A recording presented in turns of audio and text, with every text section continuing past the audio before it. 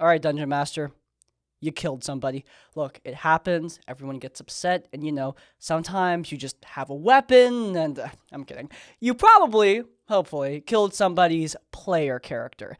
And killing PCs is a part of a lot of Dungeons and Dragons games. I mean, it's natural. Player characters have hit points. Hit points hit 0. And sometimes hitting 0 hit points results in a character not coming back, never ever, at all ever again.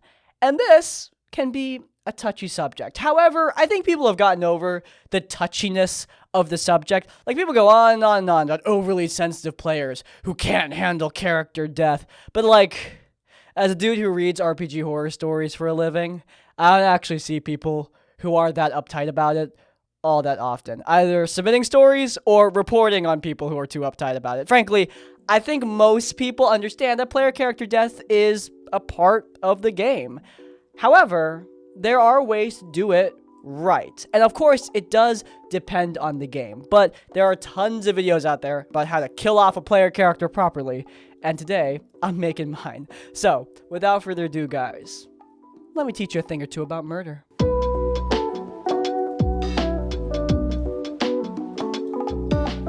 Okay, first and foremost, I think a big reason why I've gotten over this culture of being upset, overly upset, I should say, when a player character dies, I think we've gotten over that because of Session Zero. Session Zero has become a lot more popular over the years, but I still want to open up this video by giving this piece of advice. If you're going to kill player characters in your D&D game, if that is going to be a distinctive possibility, you need to open up with that.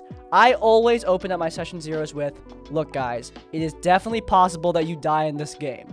Do I kill player characters all the time? Just gun them down left, right, and center?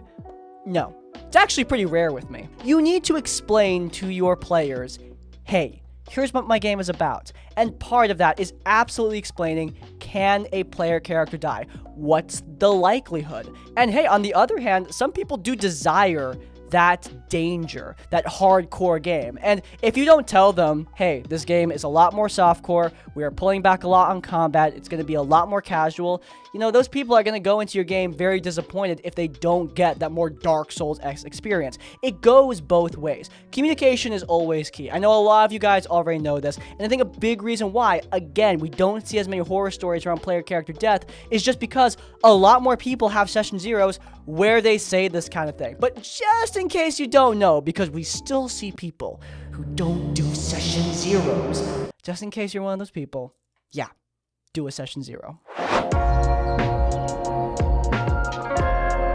Okay, so we've established, I think, the biggest piece of advice, but the next piece of advice is, how do we make the death feel right? JD recently made a video where she talked about encounter balance. It's a good one. I really, really liked it. I'll link it in the cards if I remember. I probably won't.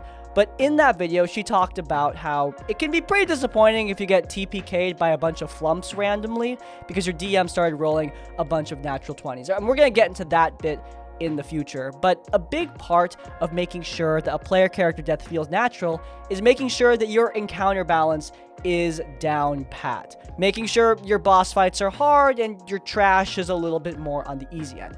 Now, let me make this clear. Just like what Jenny said in her video, it can be fun to get murdered by some trash mobs, killed by a group of flumps. That can be a lot of fun and be interesting for the game, but especially if you're literally just starting out a new campaign that's supposed to last years, it will be pretty disappointing if someone's player character with tons of story potential just gets killed in Session 2.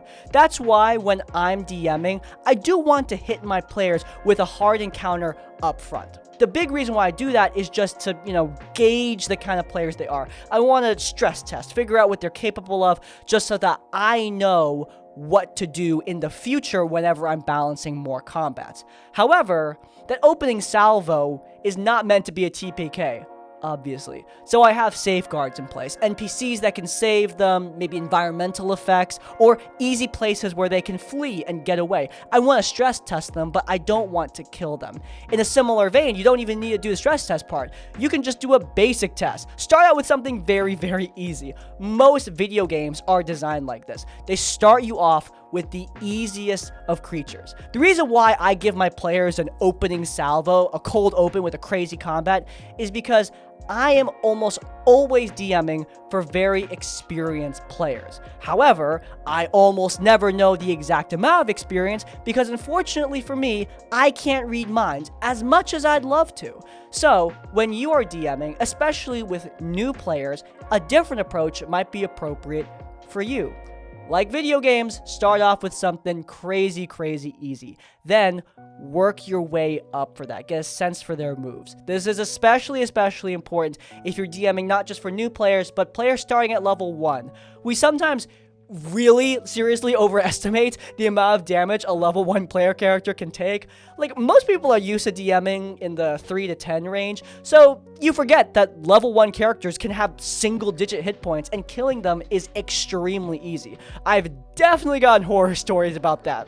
A few times, actually. That's good for minimizing insane player character death when you're just starting out, but what about making players actually sweat and worry about death when they're in a boss fight? Well, I mean, the easy thing is to make the boss hard, but obviously it's not just a matter of giving the boss 500 hit points and having them do like 3d12 damage per attack.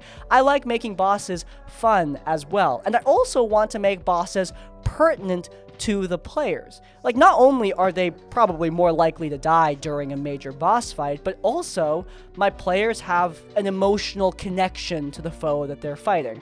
I will admit, in my home game, I have been pretty bad at this recently. My longer form games can go on for a really long time, so the establishing parts of a villain's story can sometimes be completely forgotten just because, you know, I establish in session 15 and then they're actually fighting the guy in session 30, and in real life it's been like 5 months. So, you know, stuff happens. But the point is, having that degree of emotional connection will make the potential of a death even more resonant with the players. Like, they're gonna be way more excited about taking revenge if it's a guy that they actually know. Like, a favorite example of mine is the unexpected point in Destiny 2's lifespan when Cade 6, a beloved character of that franchise, got murdered.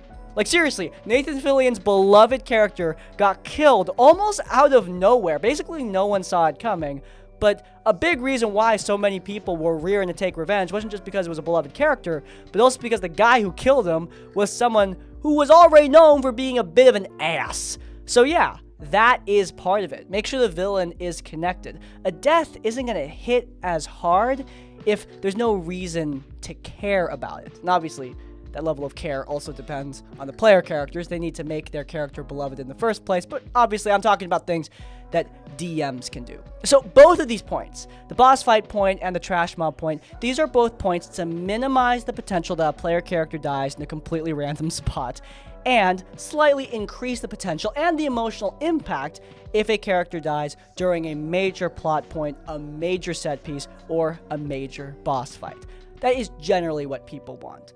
But, like I said earlier, I do want to make this clear that D&D is a game with dice and randomness. Sometimes you're going to roll nat 20 out of nowhere and a player character is going to fall in battle. I have never killed a player character during some big set piece or boss fight story arc ending moment. The only time I've ever permanently killed a player character was during a big fight. It was big, but it wasn't something where I expected anyone to die. It wasn't a boss fight by any means. It was a lead up to a boss fight. More like a second to last session in the story arc. And almost out of nowhere, I got a crit sneak attack on a low health player character. I exceeded their max hit points way past 0. It caught me off guard. And that was beautiful and tragic and great. But should I have let that happen? Let's get to the next point. Okay, so somebody is dead.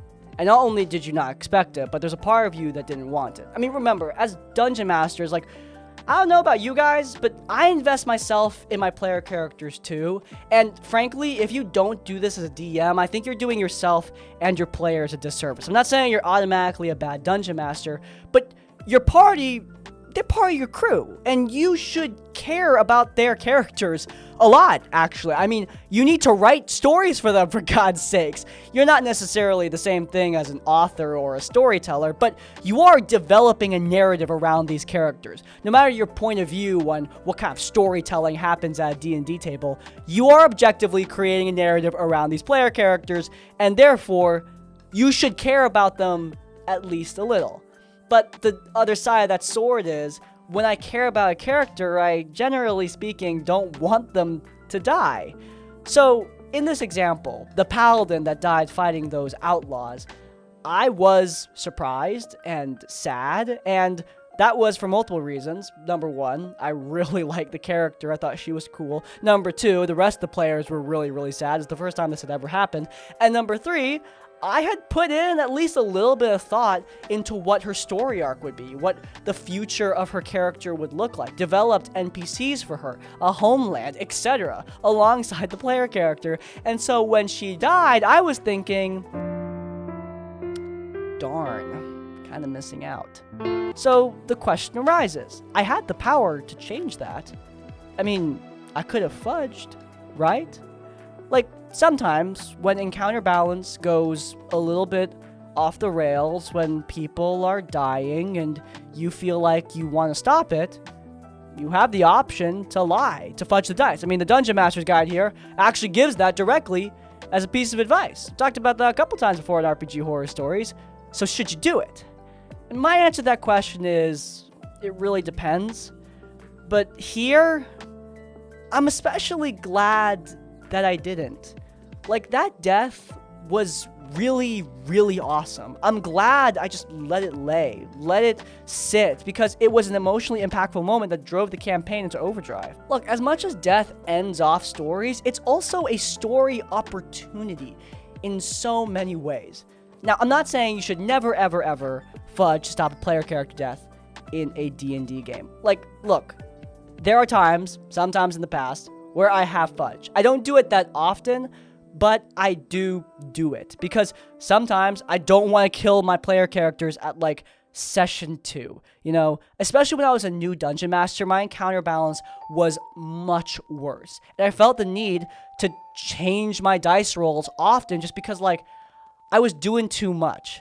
Now, as I've gotten better at D&D and I've gotten better at balancing encounters, that has become substantially less necessary just because the encounters are well balanced. That's why earlier I was talking about properly balancing encounters for your players, making sure that the trash mob fights are appropriately trashy and the boss fights are appropriately scary, just because it minimizes the need for you to fudge behind the screen and it gives you a little bit of leeway. You know what I mean? You don't need to fudge now unless you absolutely really have to, because you've already done the work before. Being better at encounter balance has made me a much better dungeon master just in general. However, inevitably things happen. Like, sometimes just people make dumb decisions, and sometimes as a DM, it's really good to just let those things play out. Dumb decisions are an interesting story beat. For me, the way I run my games is, the default mode that I assume is that my player characters are going to survive.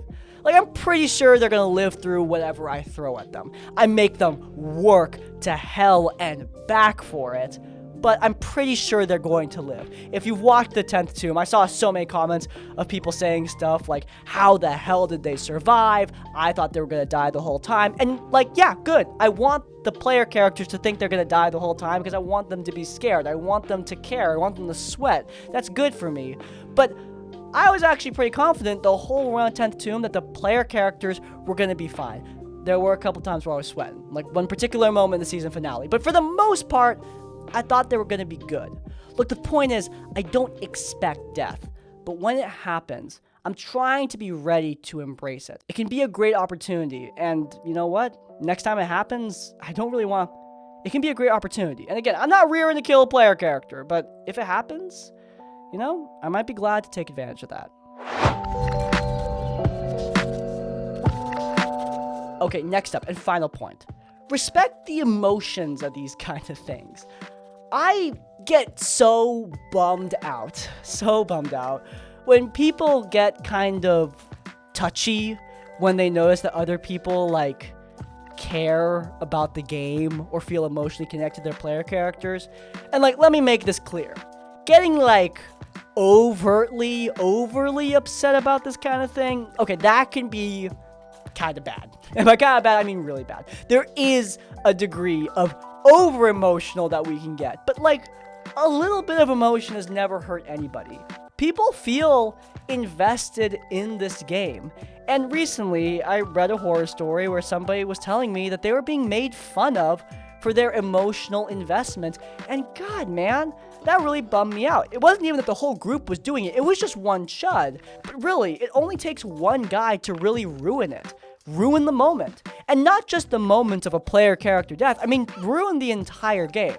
Player character death, though, I think is a particular magnet for this kind of thing because it can elicit strong emotions. If you're playing, a campaign that's 70 plus sessions long and somebody kicks the bucket halfway or God forbid, the very, very finish line, yeah, that's an emotional moment. And I think we should experience it with an appropriate degree of emotion, but unfortunately, some people kind of disagree on that. Now, let me make this clear. You can play whatever game you want. That's why we talked about that Session Zero thing at the top. Like, if you're playing an uber casual comedy game, I get it. But a lot of people are playing games with a lot of, emotional stakes, big moments. They want to role play and be passionate about these characters.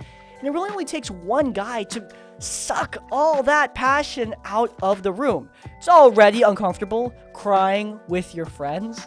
Like, I'm not gonna lie, when I killed off that paladin, we were all crying. And frankly, I was grateful. I was really grateful that a lot of my player characters were tearing up because that meant that not only do all of them care, but that meant that no one felt embarrassed, right?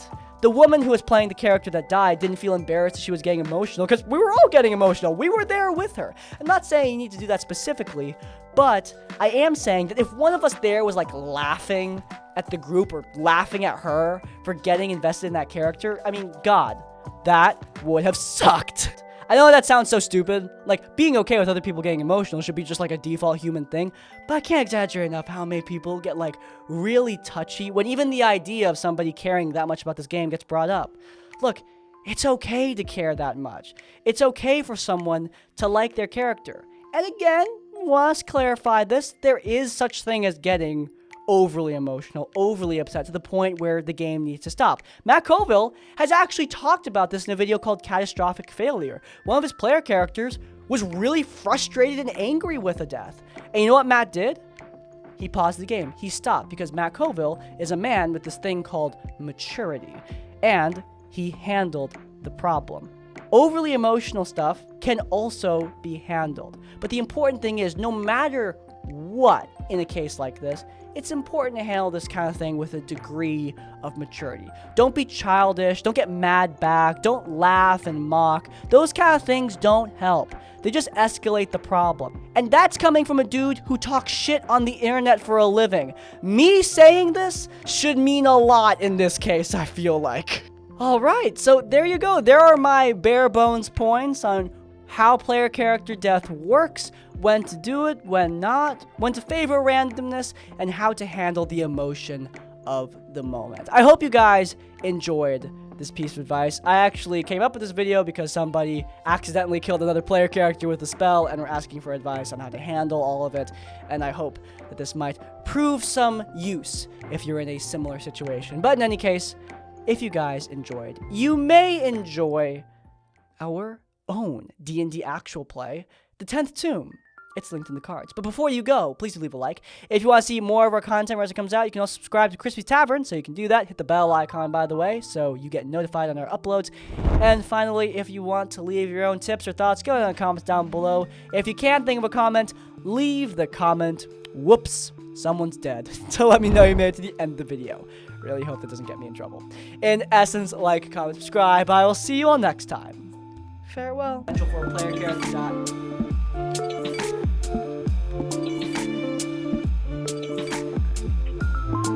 These are both points to minimize the potential that a player character dies and completely